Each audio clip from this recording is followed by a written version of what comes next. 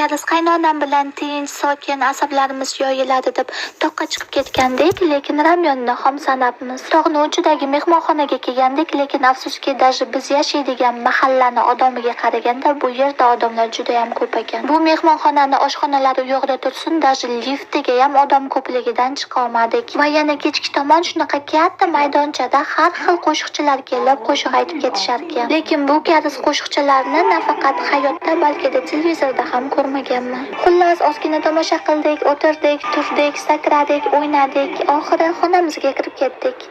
Bu mehmonxonaning ichida alohida rasmga tushadigan joy bilan har xil o'yin o'ynaydigan joyi bor ekan. Boshqa hech balosi yo'q. Menimcha Kariz qaynonam bu mehmonxona arzon bo'lgani uchun tanladilar shekilli. Menga umuman yoqmadi. Lekin bu mehmonxonani xonasi juda ham katta ekan.